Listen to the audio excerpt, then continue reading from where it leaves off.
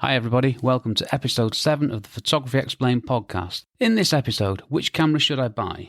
I'm your host Rick, and each week I will try to explain one photographic thing to you in plain English in less than 10 minutes without the irrelevant details. My aim is to explain things in just enough detail to help us with our photography and no more. Now you might be wondering what the question is here. Buying a camera is quite a big thing, so I wanted to just go through quite a few of the considerations because this is a bit of a fundamental really of photography. And no, I'm not going to get to the end and say you must buy an X or Y camera. If only life were that simple. No, I'm afraid not. It's just a matter of considerations and your personal preferences and options. All I'm going to give you here is some things to think about which will help you make the decision about which camera you should buy. Episode 6, I answered the question, what are the different types of camera? I explained very briefly what the different types of camera were and also told you the cameras that I used. An email's just come in from ConvertKit, thank you very much. No, I'm not paid for that. An email just came in while I was recording it. Note to self to improve on that one. Last episode, I was put off a bit there by that.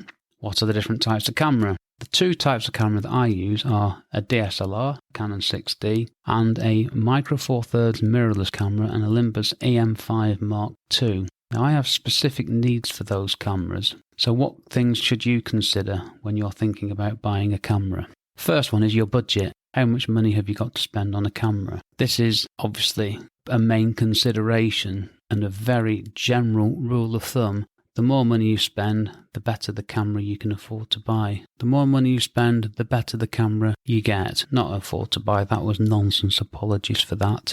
You can spend 20 grand on the best camera in the world, but guess what? If you don't learn how to use it properly, you'll still take rubbish photos. All I'll say on the budget is, decide how much money you're prepared to spend on a camera and the accessories and all the other stuff. Not that I'm a big advocate of getting all the accessories straight away. Decide on a budget, set a limit, and then you got something to work within, and that will give you the options for the cameras that you can get. Okay then, what is the camera for? What do you want to take photos of? It might be that you just get the photos you need with your iPhone, and there's nothing wrong with that, and don't let anybody tell you there is anything wrong with that. There is, I think there's too much snobbery in the photography world where people who use phones are looked down on for just being non-photographers. That's nonsense. I'd never use my iPhone, well not at the moment anyway, for commercial photography work, but I've still got some great photos taken with my iPhone, great videos too. I've even made phone calls with it, would you believe? So what's the camera for? Do you want to take photographs of people, street photography, architecture like me, construction sites like me, or landscapes? This is a good starting point. Or if you want to just general use camera, then that's absolutely fine as well. Size and weight's the next one. I have a Canon 6D and Canon 24-105mm lens, which I stopped using on holiday because I just got fed up lugging it around. So that's how I ended up with the Olympus EM5 Mark II and a much smaller lens, which I could just shove not in a pocket, don't believe that. But I could carry it easily and the weight didn't burden me at all. So size and weight, do you want some big lump of gear? Another thing that needs to be said here is that not that long ago, the size of the gear that you had was very important in your impression to your client as being a professional photographer. If you turn up with a mirrorless camera, they'd look at you and go, who's this guy? That's gone now, thankfully, and mirrorless and Micro Four Thirds cameras are much, much better, much higher standard, and are a good replacement for a DSLR camera. So size and weight, if it's important to you, it's a factor, and you might want to look at one of the smaller camera systems rather than the SLRs. Having said that, the SLRs aren't that big, and having also said that, you can buy a Micro Four Thirds camera and get a big lens put on it, and you're no better off. Talking of lenses, do you want to be able to buy other lenses and change them? Why would you want to do this? Well, I have a Canon 17-40mm lens. Now, 17mm is very wide. 40mm is nearly standard. I also have a Canon 24-105 lens, which I use for general travel photography. I just take that one lens. I also have a 70-200, a telephoto lens, which I use once every 3 or 4 months when I have a specific need. Lenses are very important, and I'll say the same thing again. Get the best quality lenses you can, because camera bodies, when you buy a camera body, it depreciates rapidly in value. Camera lenses don't. Camera lenses hold their value incredibly well.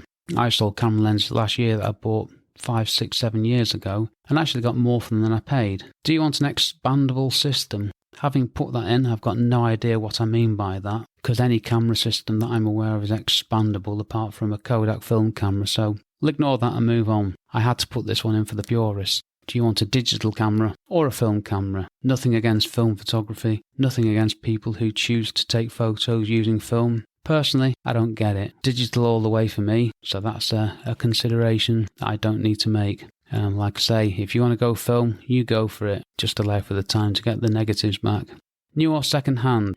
Now, I've bought new cameras and I bought second-hand cameras from eBay. I bought second-hand lenses from eBay and I've never had a problem with them. I've actually had cameras which were in much worse condition than I expected, with marks on the front element, but never affected my photos, so we can be a bit precious. Nothing wrong with buying second-hand equipment. Just be careful where you buy it and make sure it's what you're after and you've got some recourse if it's damaged or faulty. But yeah, don't be put off by it. Don't feel that you have to buy brand new expensive gear. It's not the case.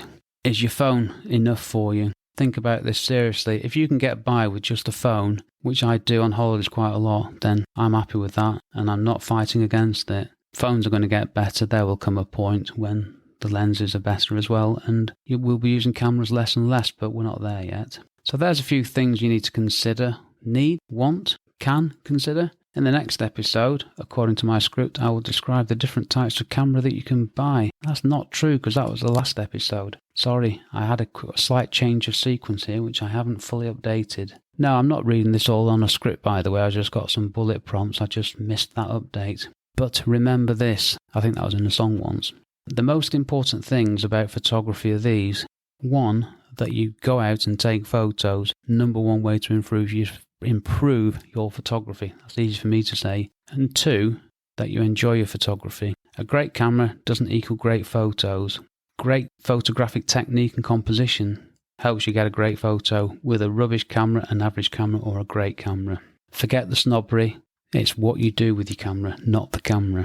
Okay, that's that one done. Here we go. Next episode. How do I learn to use my new camera? This is a little bit of a hobby horse for me. This might end up being a little bit of a rant, and that rant will be aimed at me and my lack of applying myself to learning how to use a camera inside and out before buying some shiny new stuff to go with it. Okay, I'll stop waffling there. Thanks for listening. I hope you enjoyed this episode. If you did enjoy it, please leave a nice review and rating wherever you get your podcast from. And I'm all over the place, let's be honest. And please subscribe so you don't miss an episode. And if you could also tell everybody you know about my podcast, that would be even better. You can also check out my website, rickmcavoyphotography.com, where you can find out all about me and my architectural photography and my construction photography and my thoughts on my blog about photography in general. Last thing, if there's something you want me to explain in less than 10 minutes without the irrelevant detail, let me know and I'll add it to the list which you can see on my website. This episode was brought to you by the power of my mouth just about managing to work. When I get a paid sponsor link for this bit, I'll look forward to it. None yet though. Thanks again for listening and I'll see you on the next episode. Cheers from me, Rick.